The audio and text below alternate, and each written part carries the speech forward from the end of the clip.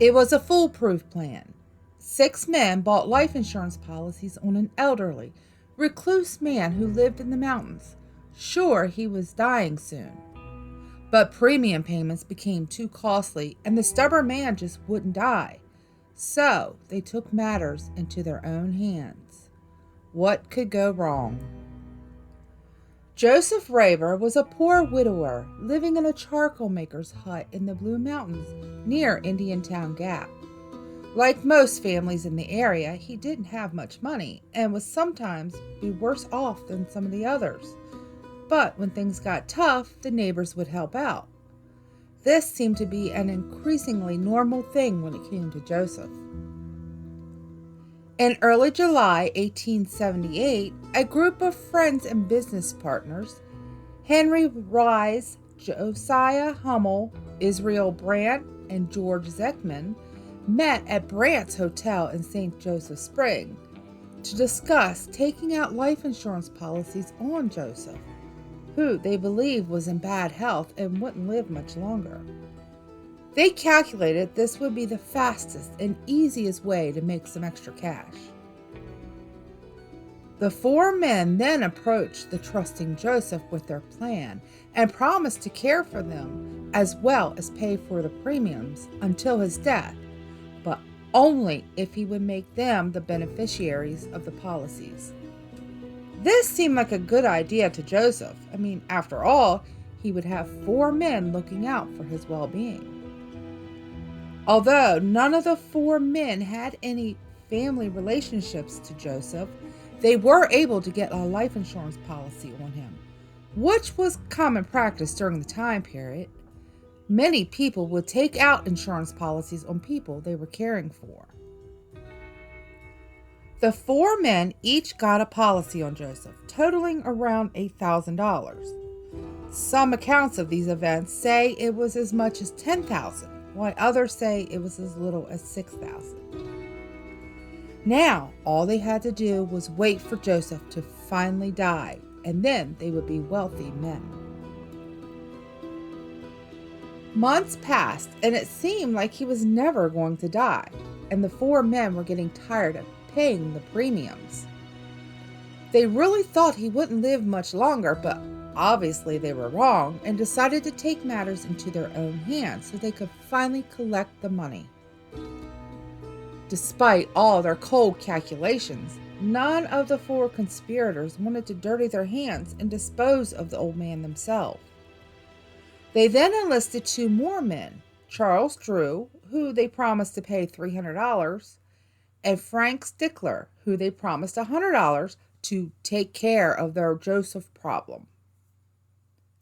On December 7th, 1878, Charles invited Joseph to go to the local store with him to get some tobacco. On the way, Frank joined the duo. To get there, the men had to cross the 12-foot wide Indiantown Creek via a plank stretching between the banks. Charles led the way, followed by Joseph and then Frank. About halfway across the plank, Frank pushed Joseph into the water. Then both men jumped in and held him under until he stopped struggling. When Joseph's body was discovered in the Indiantown Creek, residents of North Lebanon County started questioning his death, but no one would come forward with their suspicions. Without any evidence to the contrary, the coroner took the word of Charles and Frank that Joseph had a spell of vertigo and fell off the plank and drowned. His death was ruled an accident. The life insurance company, though, had questions before they would pay out any money.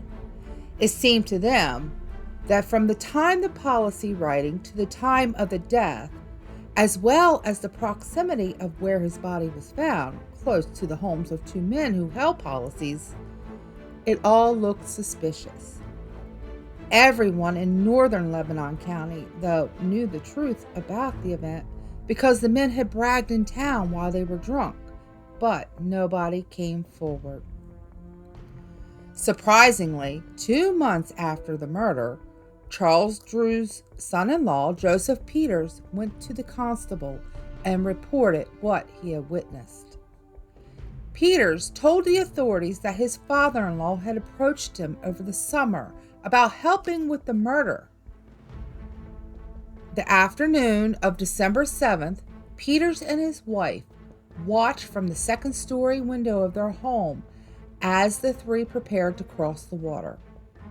About halfway across, he said Frank kicked Joseph's legs from under him, and he fell into the water below.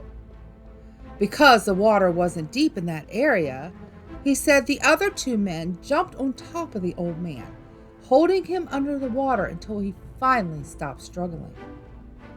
The men then left Joseph's body in the creek and then went back to report that the deed was done.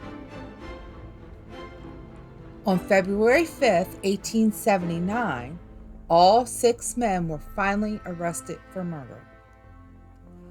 Rather than having 6 separate trials, it was decided that all 6 would be tried together.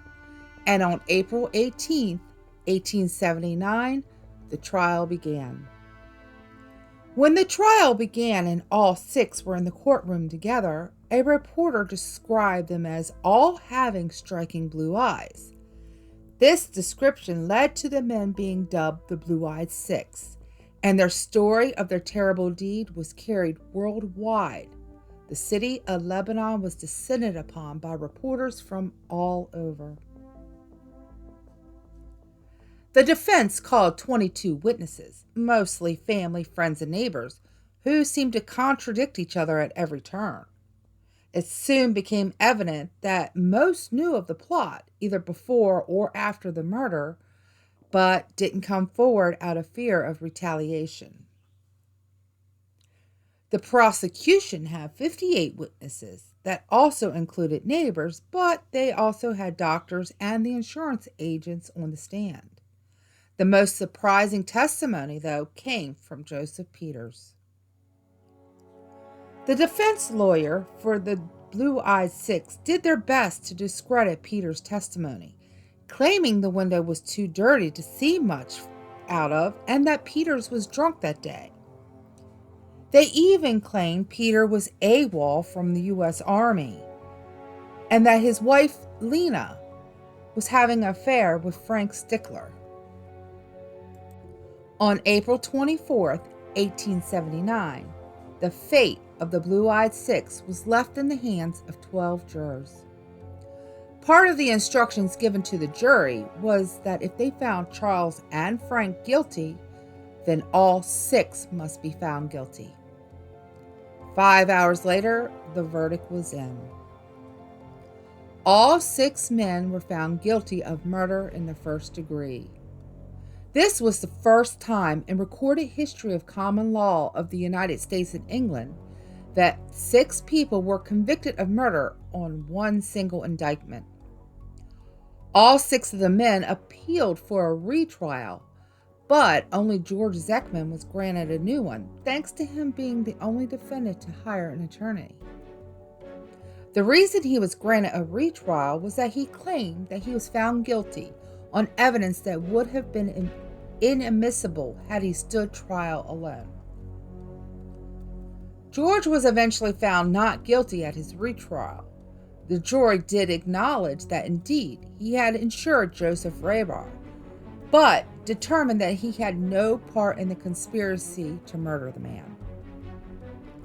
On August 18, 1879, Charles Drew, Frank Stickler, Israel Brandt, and Josiah Hummel were sentenced to death, but Henry Wise received a brief reprieve because he had confessed 2 days prior. Charles Drew and Frank Stickler, the hired men, were hanged on November 14, 1879. On May 13, 1880, Israel Brandt, Josiah Hummel, and Henry Wise were finally hanged after an escape attempt made by Israel and Josiah. At the gallows, Henry Wise was allowed to address the assembly before the other 2 men were brought out. He declared in that moment that all 6 men were in fact guilty. 1 year after their sentences were completed, it was released that Israel and Josiah did finally confess confess before their deaths. George Zimmerman died on March 19, 1887, from consumption. The unusual nature of the crime and the distinctive nickname given to the killers went on to inspire Sir Arthur Conan Doyle's Sherlock Holmes story, The Red-Headed League, along with a variety of legends, some more based on facts than others. One story claims the six were hanged from a tree in Moonshine Cemetery, where the victim Joseph Raber was buried. The fact is, though, the murderers were hanged at the prison, which today is a farmer's market and is reportedly haunted by the five killers. Other stories claim that the six were buried beside Joseph, but in fact they were not. Israel Brandt is buried at Mount Lebanon Cemetery next to his fellow criminal Charles Drew.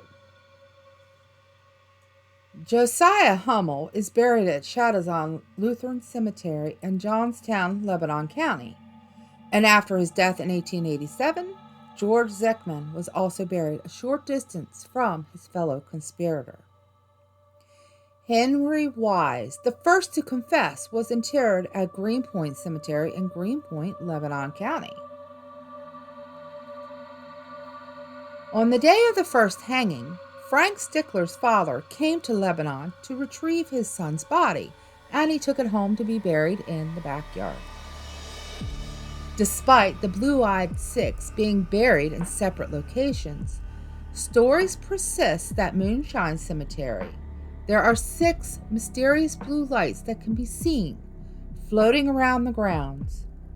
It is believed that the lights are the spirits of the Blue-Eyed Six, paying penance to Joseph Raber for their crime.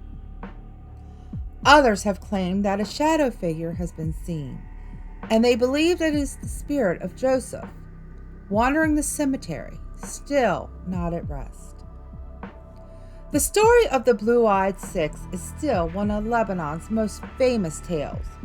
This year will mark the 144th year of the tragic death of one man because of greed of others.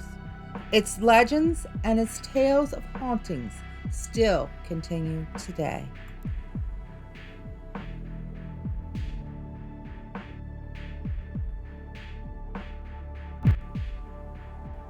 We want to give a special shout out to our member, Flightless Moo 1. Thank you.